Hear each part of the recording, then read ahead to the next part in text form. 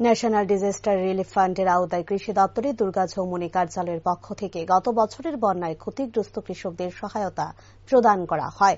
মঙ্গলবার কমলপুরের নজরুল ভবনে আয়োজিত হয় অনুষ্ঠানে উদ্বোধন করেন রাজ্যের প্রাক্তন মন্ত্রী তথা বিধায়ক মনোজ কান্তি দেব।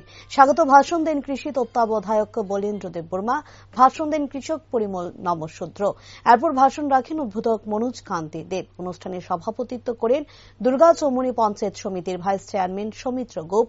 এরপর বিধায়ক দ্বারা একজন কৃষককে ফান্ড ট্রান্সফার দ্বারা ক্ষতিগ্রস্ত কৃষকদের সহায়তা করার প্রক্রিয়া শুরু করা হয়।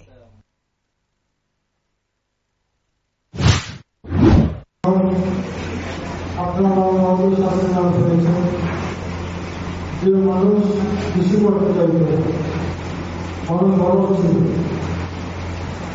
হাজার হাজার একর জায়গা পরিণ করে থাকে। রাজনীতি শাস্তি চালু করেছিলেন কৃষি বাঁচাও, কৃষক বাঁচাও, এবং প্রতি জায়গায় জমি রাখে সেই জায়গা সরকার অধিগ্রহণ করে।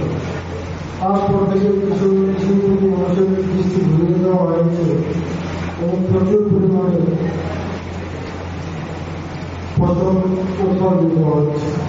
আপনার ভেবে দেখুন, বিগত 4 বছর ধরে ভারত সরকার ভারতবর্ষের 81 কোটি 25 লক্ষ মানুষকে ফ্রি রেশন দিচ্ছে।